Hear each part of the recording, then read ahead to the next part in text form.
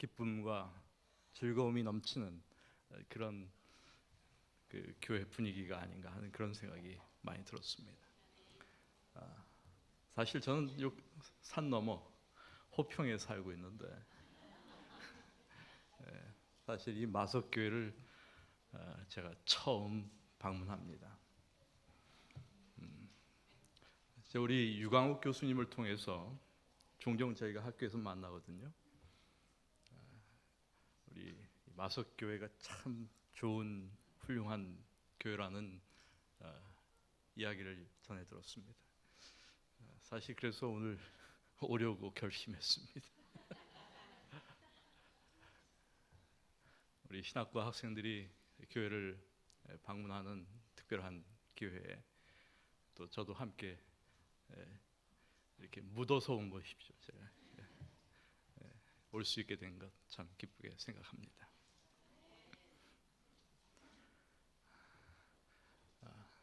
한 신실한 그리스도인 농부가 있었습니다. 이 농부에게는 아주 충직한 또 든든한 일 잘하는 소가 한 마리 있었어요. 이 농부는 이 소 덕택에 어려움 없이 농사를 잘 지을 수가 있었습니다. 때가 되면 이 소는 어김없이 농부를 도와 밭을 갈고 모든 필요한 일을 잘 했습니다. 그런데 어느 날 이제 밭에 일을 하러 나가야 하는데 소가 움직이지를 않는 것입니다. 이 농부가 이 소에게 야 지금 급하다 빨리 나가서 밭을 갈아야 되는데 네가 이렇게 꿈쩍도 안 하고 앉아 있으면 이거 어떡하냐 하면서 이 소를 계속 재촉했습니다. 그런데 이 소가 정말 꿈쩍하지 않는 것입니다. 이 농부의 말을 들은 척하지도 않고 전혀 움직이지 않는 거예요. 마침내 이 소가 스트라이크를 일으킨 것이죠.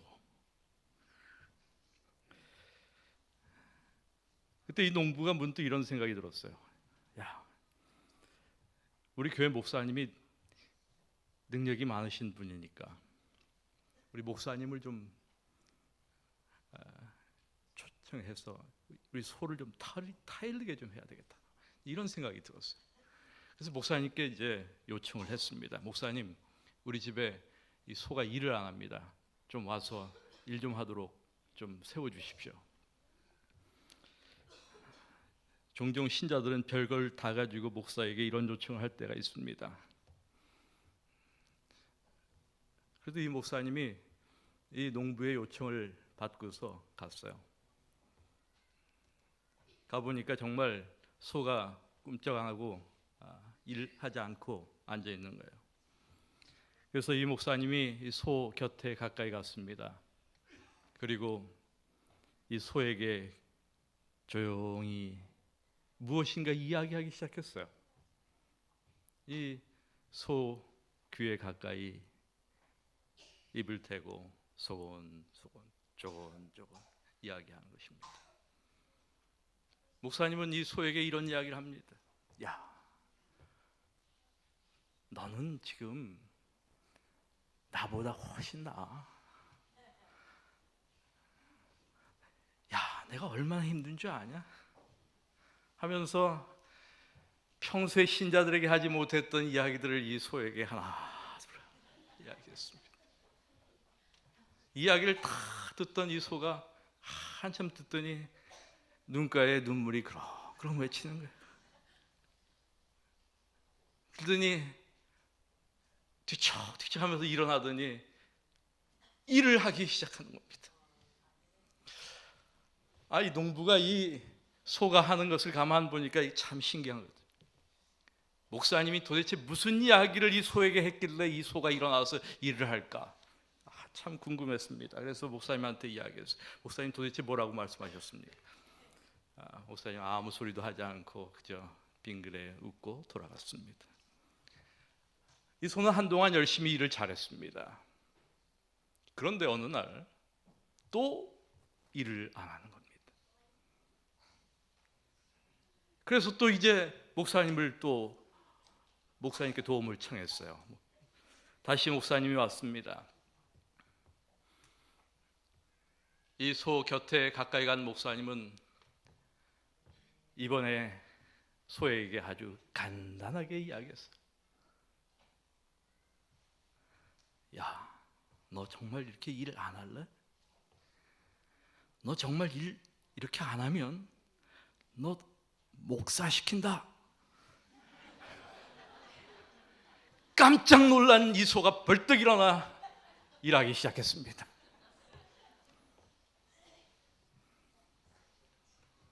여러분, 이 소가 놀라 벌떡 일어날 길을 가겠다고 나선 우리 학생들이 바로 여기 앉아 있는 이 신학생들입니다.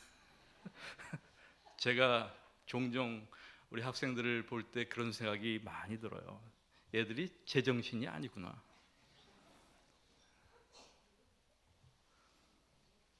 사실 여기 오늘 이 교회에 방문한 우리 학생들은 신학과 1학년 학생들입니다.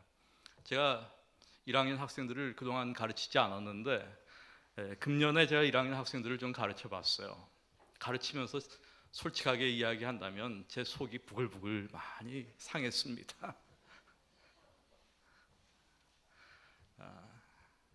그런데 사실은 이번 학생들만 그런 것 아닙니다. 지금까지 대부분의 학생들이 그랬습니다. 그런데 제가 종종 졸업을 하고 나서 목사가 되어서 찾아오는 학생들을 바라볼 때마다 그런 생각을 할 때가 많습니다. 어떻게 얘가 이렇게 됐을까? 그리고 저는 아직은 정말 부족하기 짝이 없는 우리 1학년 학생들이 미래에 이 교회를 이끌 훌륭한 하나님의 종들이 될 것을 확신합니다. 이 시대의 청년들의 가치와는 다르게 살겠다는 우리의 젊은이들, 우리는 헌신한 이 목회자 후보생들에게서 그리스도의 교회의 미래를 보는 것입니다. 그리고 이러한 젊은이들이 우리에게 있음을 고마워하며 이들을 대견해하며 이러한 일꾼들을 주신 하나님께 감사하는 것입니다. 사랑하는 교회 여러분, 우리 신학과 우리 교회에서 매우 중요한 교육기관입니다. 미래의 하나님의 교회를 이끌 훌륭한 당신의 하나님의 종들을 양성하는 그러한 특별한 교육기관입니다. 우리 이러한 특별한 소명을 가지고 있는, 사명을 가지고 있는 기관을 위해서 우리 교우 여러분들의 깊은 많은 관심, 또 기도, 후원 다시 한번 부탁드립니다. 우리는 함께 우리가 감당해야 할 이 시대의 사명이 있음을 믿습니다. 그리고 또한 지금까지 우리 신학과에 많은 관심을 기울여 주시고 여러 가지 방식으로 도움을 주신 우리 모든 교우님들께 다시 한번 이 자리를 빌어서 깊은 감사의 말씀을 드립니다. 이제 저는 오늘의 말씀을 함께 보기 원합니다. 시편 133편의 말씀입니다. 시편 133편 1절부터 있는 말씀을 함께 보시겠습니다. 이다지도 좋을까, 이렇게 즐거울까? 형제들 모두 모여 한데 사는 일, 아론의 머리에서 수염 타고 흐르는 옷깃으로 흘러내리는 향긋한 기름 같구나. 헤르몬 산에서 시온산 줄기를 타고 굽이굽이 내리는 이슬 같구나. 그것은 야훼께서 복을 내린 곳, 그 복은 영생이로다. 여러분, 사람은 헤어지는 것을 아무도 좋아하지 않습니다. 특별히 서로 사랑하는 사람과 헤어지는 것을 아무도 원치 않습니다. 그러나 한번 만나면 언젠가는 헤어지게 되는 것은 당연한 사람의 일이기도 합니다. 사람이 죽음을 싫어하는 이유가 바로 여기에 있습니다. 죽음은 헤어지게 할 뿐 아니라 그것은 영원히 헤어질 수 있는 가능성을 가지고 있기 때문입니다. 성경은 바로 그 헤어짐이 없는 그것을 영생이라고 말합니다. 그것이 복이라고 말합니다. 사랑하는 사람과 마음이 통하는 사람들과 한 마음으로 함께 사는 것, 그것은 함께 지내는 축복입니다. 시편 기자는 바로 이같이 생각과 뜻이 맞는 곧 마음이 통하는 형제들이 함께 모여 영원히 사는 그것을 복이라고 말합니다. 행복이라고 하는 것은 그런데 여러분, 혼자 잘 사는 것이 결코 아닙니다. 행복이란 더불어 잘 사는 것입니다. 그것은 바르게 맺어진 관계를 통하여 서로의 관심과 사랑 속에서 누리게 되는 것이지요. 친구와의 아름다운 관계를 통해서 우리는 우정이라고 하는 행복을 누립니다. 그러므로 우리에게 좋은 친구들이 필요합니다. 제가 요즘 살면서 더 많이 느끼는 것이 이런 것입니다. 참 좋은 친구가 필요하구나. 또한 이웃과의 따뜻한 관계를 통해서 우리는 설린의 행복을 누립니다. 이웃 잘 만나야 하죠. 또한 하나님과의 진정한 관계를 통해서 우리는 신앙의 축복을 누립니다. 그리고 신자들과의 사랑의 관계를 통해서 영원한 천국의 축복을 누리는 것입니다. 그리고 이것이 교회입니다. 저는 오늘 이 마석교회 모든 교우 여러분들께서 이런 신자들과의 사랑의 관계를 통한 이 땅에서의 천국의 축복을 모두 함께 누리며 살아가는 그런 놀라운 훌륭한 경험들을 갖게 되시기를 다시 한번 기도합니다. 2차 세계대전의 이야기를 담고 있는 서부전선의 정막이라고 하는 책에 다음과 같은 이야기가 실려 있습니다. 영국군과 독일군이 전투가 벌어졌습니다. 아주 치열한 전투였습니다. 한 병사가 포탄을 피하여 폭탄이 떨어져 깊이 패인 큰 구덩이에 뛰어들었습니다. 그런데 거기에는 상처를 입고 치명적인 부상을 당한 적군이 먼저 들어와 있었습니다. 그 순간 이 병사는 거기에 상처를 입고 있는 그 사병이 적군이라는 사실을 잊어버렸습니다. 그리고 가까이 다가갔어요. 이것은 거의 본능적인 일이었습니다. 그리고 자신의 수통에서 물을 꺼내어서 이 적군 병사에게 먹여줍니다. 이 적군 병사는 물을 마시면서 이 또 적군 병사를 바라보면서 고맙다는 표시를 보였습니다. 그리고는 무엇인가 꺼내달라고 부탁했습니다.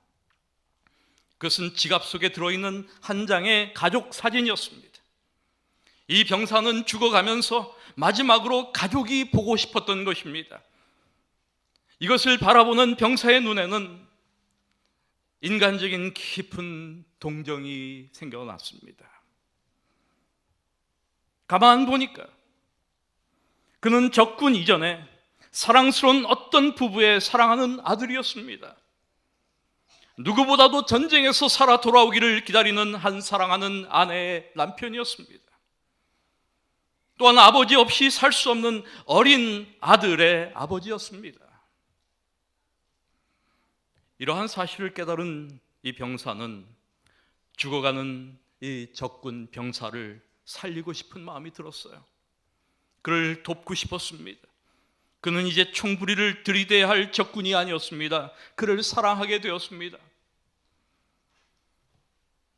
여러분, 사실 우리가 조금 생각해 보면 미워할 사람이 없습니다.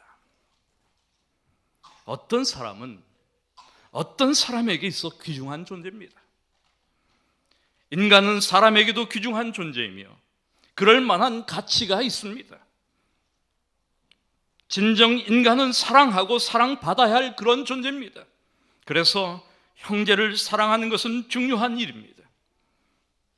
여러분, 그리스도인들은 과연 어떤 사람들입니까? 저는 종종 우리 학생들에게 그런 이야기를 할 때가 있어요. 그리스도인은 누구인가?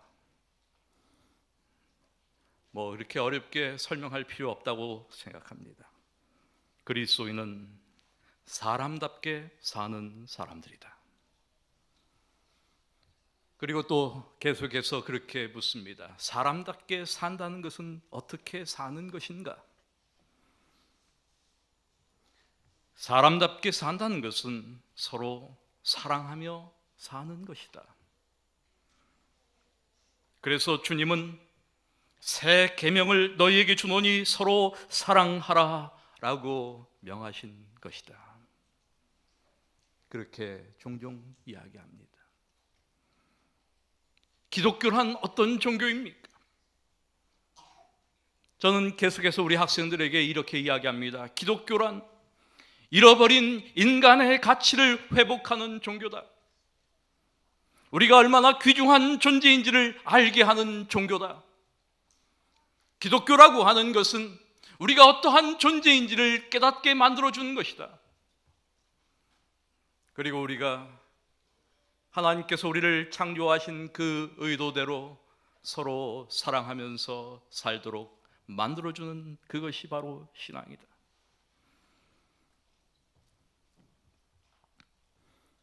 이 물질 문명이 발달한 현대 사회 속에서 우리는 더 많은 문제를 이 사회가 안고 있다는 사실을 발견하게 됩니다. 여러분, 인류 역사에 있어서 지금보다 더 좋은 시대는 없습니다.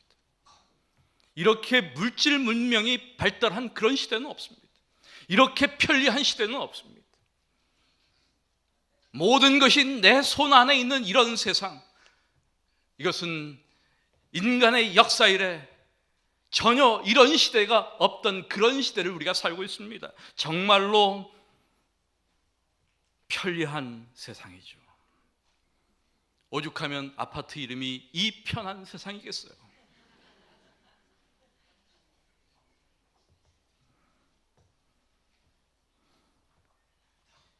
세상은 편리하고 편안할지 모르지만 그러나 인간의 삶은 그렇지 않은 것 같습니다. 얼마나 놀라운 일들이 많이 일어납니까? 우리가 상상할 수 없는 그런 범죄들이 얼마나 우리의 주변에서 흔하게 발생하고 있습니까? 여러분, 인간이 불행해진 것은 진정한 관심이 없을 때입니다. 관심의 대상이 될 때 비로소 사람은 행복해지는 것입니다. 관심이 없을 때, 관심의 이 부재, 그때마다 문제가 발생합니다. 어린이나 사춘기 아이들만의 경우가 결코 아닙니다. 우리는 진정한 관계가 필요한 그런 인간들입니다. 제가 아주 오래전에 처음 미국에 가서 공부를 할 때 제가 매우 미국을 좋아하게 되었어요. 제가 본 첫 미국의 모습은 세상에 이런 곳이 있나 하는 생각이 들 정도로, 그 당시 한국과 비교하면 굉장히 오래전이니까 이것은 제가 지내왔던 한국과는 비교할 수 없는 땅이었습니다. 그래서 모든 것이 풍요로운, 정말 공기가 다른 것 같아요. 제가 처음 로스앤젤레스 공항에 내렸을 때 그 공기가 한국의 김포 공항의 공기와는 다른 공기였습니다. 그런 느낌이 들었어요. 그 당시에는 저희가 저 종로 바닥을 마음대로 걸어 다니지 못했던 시대였습니다. 가방을 뒤지고 머리가 길면 잡혀가고 그런 아주 부자유한 그러한 시대. 그런데 제가 간 그 미국은 그냥 공기 자체, 그 분위기 자체가 그냥 자유, 자유 이렇게 말하는 것처럼 느껴졌어요. 제가 들으니까 거기가 노인들의 천국이라고 그래요. 그래서 도대체 얼마나 노인분들이 해피하게 행복하게 살면 천국이라고 할까 궁금했어요. 그래서 하루는 미국의 양로원을 방문한 적이 있었습니다. 제가 가본 양로원은 정말 경이로운 병원이었습니다. 너무나 훌륭한 시설. 이것은 호텔 같은 그런 병실, 너무나 깨끗한 환경. 야, 정말 낙원 맞네. 이런 생각이 들었어요. 거기 들어가니까 저희가 안식일 오후에 가서 이 노인분들하고 함께 어울려서 놀고 노래도 불러드리고 이야기도 나누고 하면서 시간을 보내는데, 근데 제가 놀라운 관찰을 하나 했어요. 이분들이 저희를 너무 좋아하더라고. 아니, 어떻게 이분들이 우리를 이렇게 좋아할까? 말도 잘 통하지도 않고. 그 다음에 다 이 백인 노인들인데 이 소위 에이시안이죠. 이런 다른 그런 우리를 왜 이렇게 좋아할까? 참 궁금했습니다. 그리고 시간이 지나면서 제가 또 다른 관찰을 하나 하게 됐습니다. 그것은 이 양로원에 계시는 노인분들 가운데 걸어서 다니는 분이 거의 없다는 사실을 제가 보면서 놀라게 되었습니다. 모두가 다 휠체어를 타고 다녀서. 그래서 제가 궁금했어요. 아, 이 양로원은 휠체어를 타시는 분들만 모신 양로원인가? 이런 생각이 들었습니다. 그래서 그곳에서 일하는 한 분에게 물었습니다. 이분들이 모두가 다 이렇게 휠체어를 타고 들어오셨습니까? 그런데 이분의 이야기는 정말 저를 놀라게 했습니다. 그분들은 다 거기 걸어서 들어오신 분들이었습니다. 모두가 다 걸어서 건강하게 들어오신 분들이에요. 그런데 정말 이상한 것은 그 양로원에서 지내면 얼마 되지 않아서 다 휠체어를 타게 된다는 것이었습니다. 이게 도대체 무슨 영문일까? 정말 궁금했습니다. 그러다가 저는 그 이유를 스스로 깨닫게 되었어요. 이분들은 그 양로원에 들어온 다음부터 모든 가족과의 관계가 그것으로 단절됐다라고 하는 사실을 알게 되었습니다. 이 양로원에 이분들을 찾아오는 자녀들은 1년에 2번, 크리스마스 타임 아니면 땡스기빙 데이, 이때 한 번 가족들이 방문한다고 그래요. 그러니 이 노인분들이 얼마나 자식들이 보고 싶겠습니까? 얼마나 손주들이 그립겠습니까? 그곳에 있는 모든 노인들은 모두가 다 그러한 관계 단절 속에서 깊은 상실감과 깊은 삶의 외로움을 느끼고 있었습니다. 사실은 미국 사람들은 굉장히 친절한 것처럼 보입니다. 처음 보는 사람에게도 하이하고 인사합니다. 저는 그게 정말 이상하더라고요. 그러나 그 어느 누구도 겉으로 그렇게 하이하면서 인사할지 모르지만은 가까이 가서 그 사람과 깊이 있는 대화를 나누어주는 그런 직원들은 아무도 없습니다. 그러니 말도 잘 안 통하는 저희들이 그곳에 갔으니 얼마나 이 사람들이 좋습니까? 우리는 이분들과 함께 이야기하고. 그래서 제가 영어를 모르는 사람들은 양로원에 가라 하는 생각이 들었어요. 그럼 영어를 쉽게 배울 수 있어요. 대화할 수 있으니까.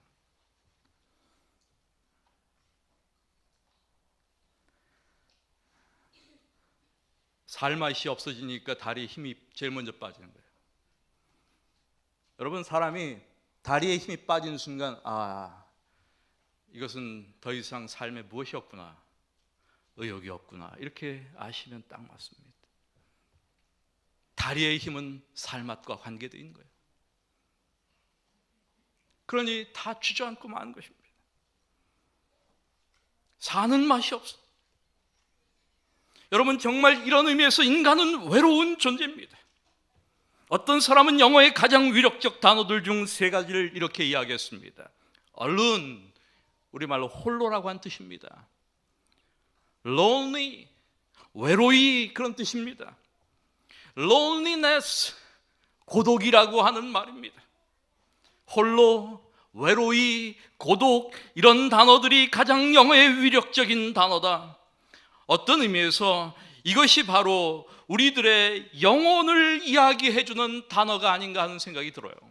사실 우리에게는 배고픔이나 목마름, 이런 몸에 대한 단어들이 있습니다. 그런데 바로 이런 홀로, 외로이, 고독, 이런 말들은 다 우리의 영혼과 관련된 단어가 아닌가 하는 생각이 들어요. 그래서 여러분, 외로울 때 그리워지는 것이 무엇입니까? 무엇이 그립습니까? 가족이 보고 싶고, 우정이 그립고, 공동체가 그리운 것 아닙니까? 진정한 사랑이 그리운 것이 아닙니까?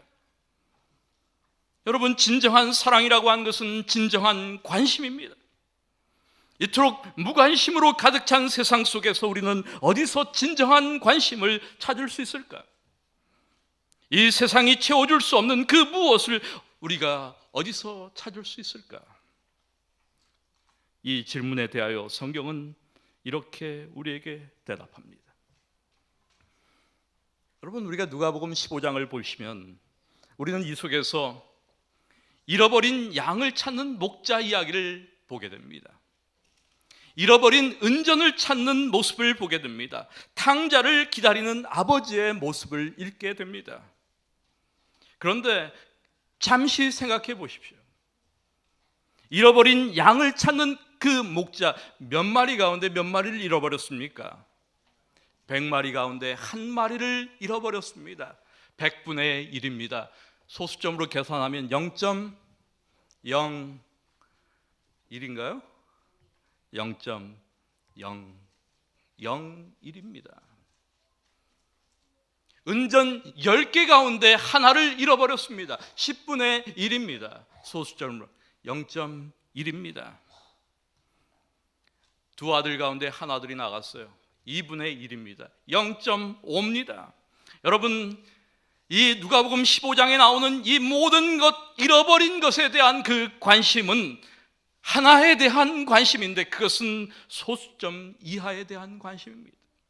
우리 같으면 정말 아무것도 아니라고 생각할 수 있는 그러한 숫자가 아닐 수가 없습니다. 그런데 성경은 그 잃은 것을 찾도록 찾아다니지 않겠느냐라고 기록하고 있습니다. 우리는 여기에서 목자로 표현된 예수 그리스도를 보는 것입니다.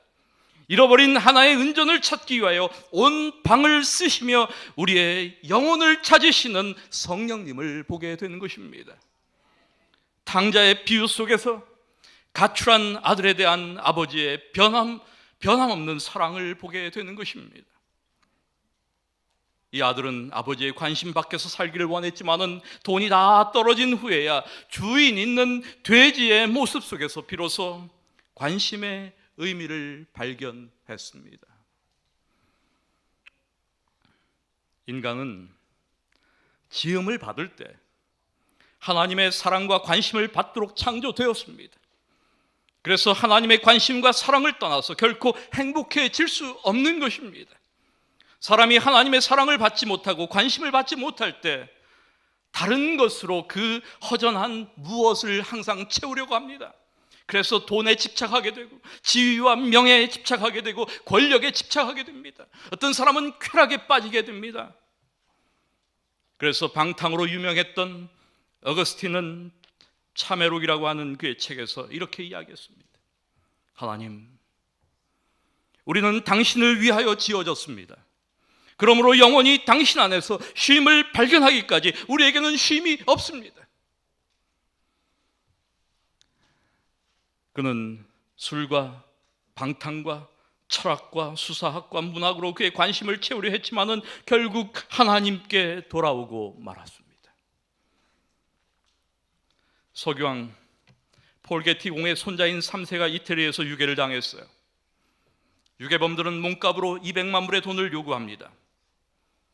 생사를 확인하고 싶다고 하니까 이 아이의 오른쪽 귀를 잘라서 보냈습니다. 이것을 본 부모의 마음이 어떻겠습니까? 경찰을 다 따돌리고 그들이 요구한 돈을 다 줬습니다. 그리고 마침내 이틀 후에 남부 한 도시에 버려진 그러나 살아있는 손자를 되찾았습니다. 물론 오른쪽 귀는 없었습니다. 그런데 여러분, 만약 이 아이를 찾고 있는 아버지에게 어떤 사람이 그 아이가 그만한 가치가 있느냐고 묻는다면 뭐라고 대답할까요, 아버지가? 만약 어떤 사람이 이 아버지에게 가서 누가 그 돈의 절반만 나한테 주면 내가 당신 아이보다 더 잘생기고 더 똑똑한 놈 하나 데려다 주겠다라고 말한다면 뭐라고 할까요? 그 아버지는 분명히 대답할 것입니다. 나는 어떤 아이를 찾는 것이 아니다. 나는 바로 그 아이를 찾는다. 어떤 아이가 아닙니다. 내가 찾는 그 아이는 바로 그 아이입니다. 그 아이를 대신할 다른 아이가 없습니다. 똑같은 사람이 없습니다. 하나밖에 없다고 하는 것은 그러므로 값이 귀한 것입니다. 인구가 아무리 많아진다고 할지라도 사랑하는 여러분, 우리가 귀한 것은 이 땅에, 이 지구에 단 하나밖에 없기 때문입니다. 영문시조 1903년 기사에 이런 글이 실린 적이 있었습니다. 우리는 필요하기 때문에 존재하게 된 것이다. 있어도 좋고 없어도 좋은 것이 아니라 있어야 하기 때문에 존재하게 되었다. 그러면서 화이트 부인은 정노의 계단과 실물 교훈에서 이렇게 이야기합니다. 하나님과 매 영혼 사이의 관계는 마치 세상에 그 사람밖에는 다른 아무도 없는 것처럼 그렇게 분명하고 충만하다. 또한 그렇기 때문에 비록 잃어버린 영혼이 단 한 사람이었을지라도 예수께서는 그 한 영혼을 위하여 죽으셨을 것이다. 여러분, 나 하나가 구원을 받는데도 예수님께서 오셔서 십자가에 달려 돌아가셨다고 하는 사실입니다. 우리는 비로소 여기에서 살 맛을 느낍니다. 행복을 느낍니다. 이것이 바로 내가 구원을 받아야 하는 중요한 이유입니다. 우리의 가족이, 우리의 자녀가, 우리의 형제와 자매가 구원을 받아야 하는 중요한 이유가 바로 여기에 있습니다. 하나님이 한 영혼에 대하여 가지고 계시는 그 관계가 얼마나 절실한지, 저는 오늘 제 모든 말씀을 이 한 이야기를 통하여 정리하고 줄이려고 합니다. 이 이야기는 제가 어느 한 목사님의 설교를 듣다가 이게 너무나 감동스러운 이야기여서 제가 다 듣고 그대로 옮겼어요. 로즈벨리라고 하는 유대인 군의관이 쓴 내가 그 사람이오라고 하는 이야기입니다. 미국에서 게티스버그 전투 후에 있었던 일이었습니다. 전투가 끝난 후 수백 명의 부상자들이 실려왔습니다. 그 중에는 찰리 콜슨이라고 하는 어린 병사가 있었습니다. 너무 어려서 정식 군인이 되지 못하고 나팔수로 그 전쟁에 참여하고 있었습니다. 이제 이 부상당한 어린 병사를 마취하려고 하자 이 소년 병사는 마취하기를 거부하며 그냥 잘라달라고 이야기합니다. 나는 침대 곁에 서서 여보게 젊은이, 왜 마취하기를 거절하는가? 내가 전쟁터에서 자네를 보았을 때 너무 상처가 심해서 수송을 해도 소용이 없을 것이라고 생각했지만 자네의 그 커다란 푸른 눈을 그렇게 뜨고 나를 쳐다볼 때 자네의 사랑하는 어머니가 싸움터에 나간 아들을 생각하며 기다릴 것을 생각해서 이 병원에 후송한 것일세. 그냥 그곳에 내버려 두어 전사시키기에 너무 안 돼서 여기 이렇게 후송시키라고 했지만 자네가 너무 피를 많이 흘려서 도저히 그냥은 수술을 견딜 수 없으니 어서 마취하도록 하지 그래. 이렇게 이 의사가 타일렀습니다. 그러나 오히려 이 소녀는 군의관의 손을 꼭 붙잡으며 이렇게 이야기합니다.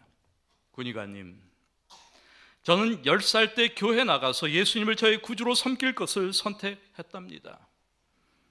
그때 저는 예수님을 의지하는 법을 배웠고 지금까지 그 주님을 믿고 의지하며 삽니다. 그분은 나의 힘이고 도움이 되시기 때문에 오늘 팔, 다리를 잘라내는 절단 수술을 받을 때에도 나를 도와줄 것을 믿어서 마취 같은 것은 안 하려 하는 것입니다. 이렇게 이야기했습니다. 이 군의관은 너무 감명을 받아, 야, 너는 군목을 만나봐야 할 사람이구나. 그래서 군목을 불러서 그를 방문하도록 했습니다. 그랬더니 이 어린 소녀는 군목을 베면서 이렇게 말했습니다. 목사님, 저는 괜찮습니다. 군의관님은 제게 마취를 하라고 하셨지만 저는 싫다고 하였지요. 만일 주님이 수술하는 동안 저를 부르신다면 제가 맑은 정신으로 주님께 가고 싶어서 그랬어요. 수술하다 죽을지 모르는데 죽는 순간 주님을 생각하다가 맑은 정신으로 주님께 가려고 마취를 거절했다는 것입니다. 그러면서 이렇게 이야기했어요. 목사님, 제 베개 밑에 손을 넣으셔서 작은 성경책을 꺼내 주시겠어요? 거기 제 어머니 주소가 있는데 목사님께서 제 어머니께 편지 한 장 대신 써주세요. 제가 집을 떠난 날부터 하루도 성경 말씀을 읽지 않거나 기도하지 않고 지낸 적은 없다는 얘기를 꼭 써보내주세요. 이렇게 소년 병사는 군목에게 부탁했습니다. 그래서 군의관도 집도할 것을 약속하긴 했지만 도대체 용기가 나지 않아서 오히려 군의관이 옆에 가서 진정제를 먹고 왔습니다. 내가 살점을 자르고 뼈를 절단하는 동안에도 어린 찰리는 베개머리를 꼭 붙잡은 채 오 예수님 내 곁에 계세요, 나와 함께 하세요 하면서 끝까지 그 약속대로 그 수술을 견디어내었습니다. 그날 밤 나는 좀처럼 잠을 잘 수가 없었다.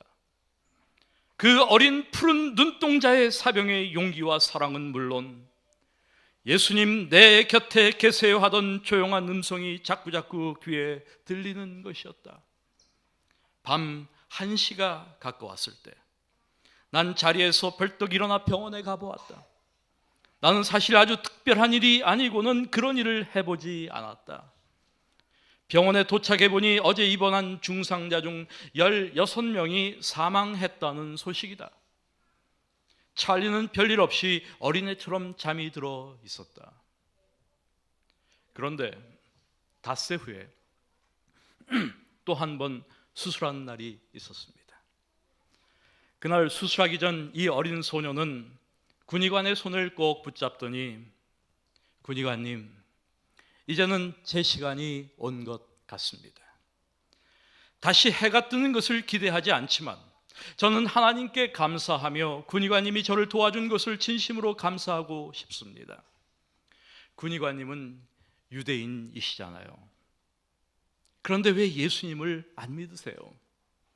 제가 예수 그리스도를 주님으로 믿고 이 땅에서의 인생의 마지막을 어떻게 끝마치는지를 제 곁에 서서 제 죽는 것을 보고 알아주세요. 이렇게 이야기했습니다. 이 소녀는 수술을 받은 후에 다른 중상자들과 같이 죽고 말았습니다. 그리고 이 로즈벨리 군의관은 전에 그런 적이 없이 이 소년의 장례식에 참석하여 하관까지 지켜보고 돌아왔습니다. 그리고 마침내 놀라우신 하나님의 섭리로 그 완고한 정통파 유대인 군의관이 마침내 회개하고야 말았습니다. 소년의 가마로 예수를 믿고 구원받은 지 1년쯤 지난 어느 날, 나는 어떤 그리스도인 간증 집회에 참석하게 되었다. 한 서너 사람이 일어나서 자기의 간증을 한 다음에 마지막으로 나이 많은 할머니 한 분이 일어나더니 이런 간증을 했습니다. 사랑하는 교우 여러분, 아마 이것이 제 생의 마지막 간증이며 기도 제목이 될 것입니다. 의사 선생님 말씀에 따르면 제 폐가 너무 많이 나빠져서 아마 이제 며칠 더 못 산다고 말씀하시더군요. 곧 주님을 만나게 되니 저는 괜찮습니다. 그런데 아시는 대로 제 아들은 이 나라 군인일 뿐더러 예수님의 병사로 지난 전쟁에 참전하여 중상을 입고서 병원에서 어느 유대인 군의관의 수술을 받았지만 죽었답니다.